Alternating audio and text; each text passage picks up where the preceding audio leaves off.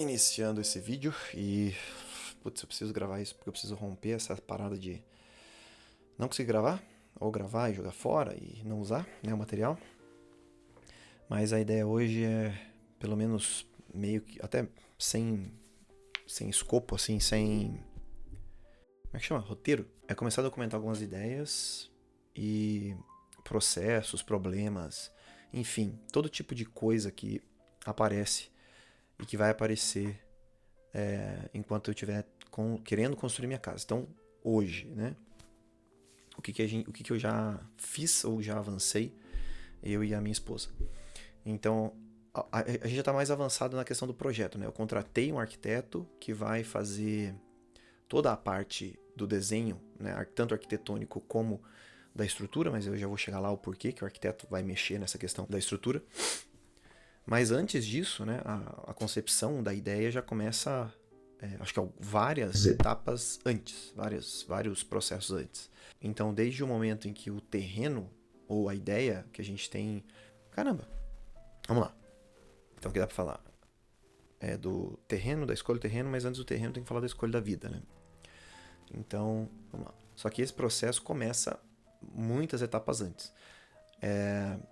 Já com aquilo que a gente quer ter para a vida, com aquilo que a gente almeja, com os objetivos mesmo do casal e da família. Então, eu e a Andressa, nós já temos 2 crianças e queremos ter mais 2. Então, a gente precisa de uma casa que comporte essa galera toda. E a gente já mora numa área mais rural e a gente vai para uma área, por enquanto, degradada, né? Mas que a ideia também seja... É uma área rural ainda dentro da cidade, mas que seja um pouco mais rural, assim, vamos dizer, nesse sentido. Arborizada, sei lá se esse é o termo correto, né? Então, a gente já mora numa chácara, numa área rural, numa estrada que a ligação, né, para a cidade é uma estrada de chão. A gente já está habituado a isso. A gente já se habituou à questão da temperatura, que aqui ou é muito frio, ou é muito quente, e muita chuva, e aí no frio é úmido, né?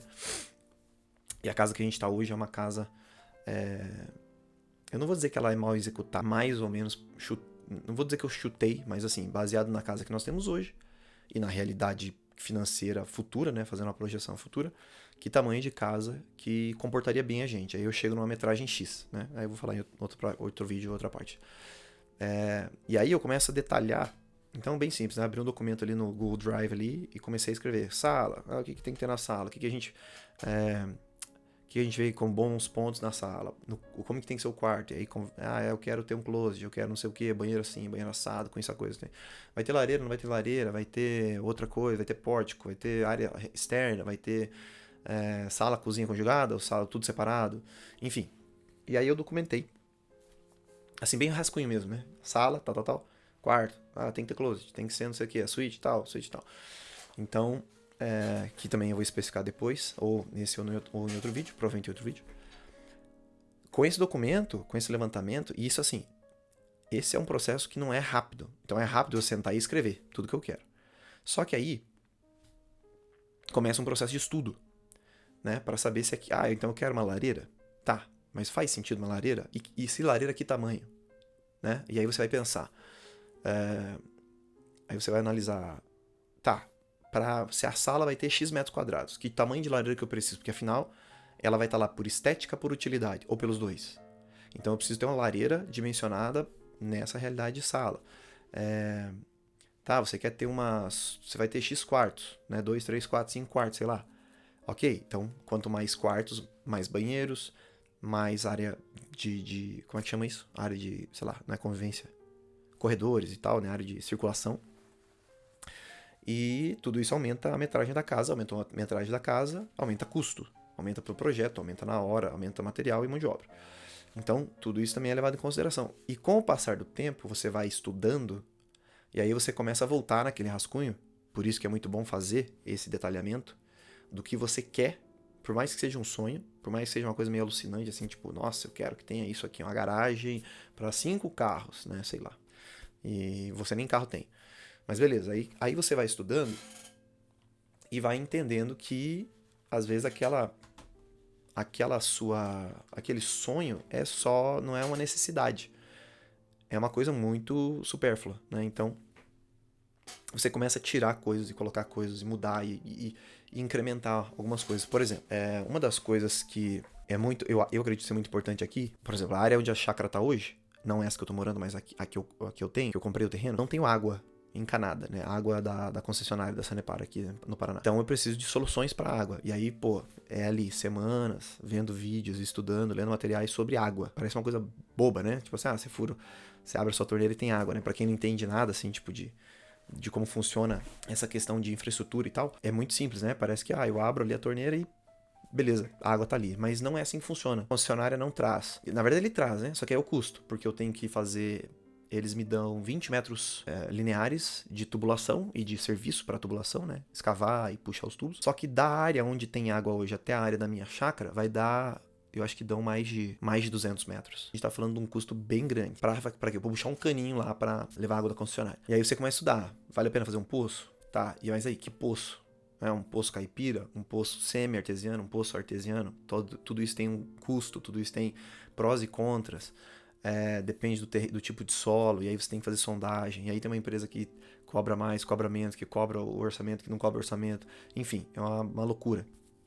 E aí a gente decidiu fazer um poço, tá, e as implicações disso e tudo mais. Então você vai estudar, por exemplo, você pega uma matéria dessa, água, e você começa a estudar, você começa a pirar, porque tem muita coisa. Então você pode realmente cavar e achar água, se é uma região que pode ter água, perfurar um poço extremamente profundo e ter a chance de encontrar água, e uma vez encontrada, não significa que ela vai estar lá para sempre, né? Talvez você encontre ali um lençol, mas que é temporário. Você vai captar água da chuva? Se sim, como? Aonde?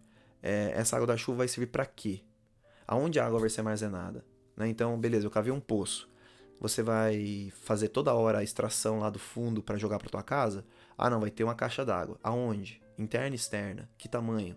E aí você vai pensar qual que é o dimensionamento de uma caixa d'água para uma casa que comporte X pessoas, uma família de X pessoas com tal demanda.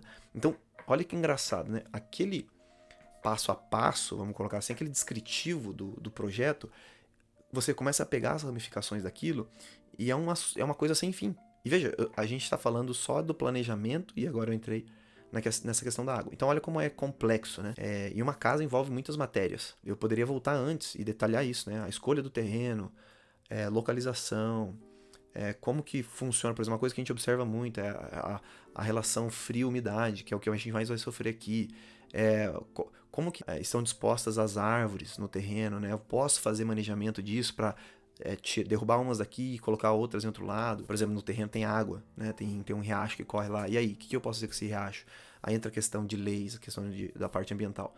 Então, são muitas matérias que envolve muito tempo. Por isso que não dá para fazer isso do dia para noite. E ao mesmo tempo eu entendo que é uma tentação pegar algo pronto. Se você for na internet e colocar ali planta de casa de 150 metros quadrados, por exemplo. Você acha um monte pronta. Agora, provavelmente aquela planta não se adapta 100% à tua realidade. Imagina que você vai lá e encontra, vou dar o exemplo meu aqui dessa casa e vou terminar o vídeo aqui para poder jogar o resto dos assuntos, eu vou tentar organizar melhor e jogar no próximo. Então, por exemplo, essa casa, eu vou tentar colocar uma imagem aqui na tela, ela é um método construtivo com chapas de concreto ultra finas. Então, são de 3 a 4 centímetros de concreto maciço, a chapa, e presa entre colunas de concreto. Então, ela tem uma eficiência térmica ridiculamente baixa, absurdamente baixa. E num lugar frio, ou seja, o dia que lá fora estiver muito frio, dentro da sua casa vai estar muito frio. O dia que lá fora estiver muito quente, dentro da sua casa vai estar muito quente. Porque a transferência de temperatura é muito grande. Então, você pega um projeto pronto desse e coloca numa zona muito fria, como a minha, você vai se ferrar. Ah, não, mas eu moro no norte. Aí você pega uma casa dessa, você se ferra, porque o calor vai ficar insuportável dentro de casa. Então, o método construtivo vai limitar o teu projeto. Eu vi uma planta bacana, onde os quartos estão na face norte. Tá, mas em que lugar do Brasil você tá? Ou melhor, em que lugar do mundo você tá, né? Porque o sol tem um comportamento previsível, né? Você quer que bata mais sol aonde? No quarto, na sala, sei lá, numa área externa? Tudo isso tem que ser levado em consideração. Não tem como pegar um projeto pronto. Eu vou parar por aqui, porque já ficou muito longo. Eu vou organizar esses tópicos e vou gravando outros vídeos para poder compartilhar com vocês a jornada aí da construção da casa da minha família. Terminando com isso. Hoje, né, então aqui no dia 0 dos vídeos, né, mas não é o dia 0 da casa, eu estou com o arquiteto contratado, ele já está trabalhando no projeto, em cima do descritivo que foi feito, depois de um primeiro briefing, e eu já tenho várias coisas definidas. Então, o que a gente quer dentro da casa, o método construtivo, o terreno e alguns outros detalhes que eu vou abrindo no decorrer aí das nossas conversas. Isso te interessa? Esse tipo de conversa? Se sim, deixa algum comentário, deixa like, sei lá o que for aí, faz aí na plataforma, para que eu possa saber e produzir mais conteúdos como esse e trocar experiência com você. Valeu!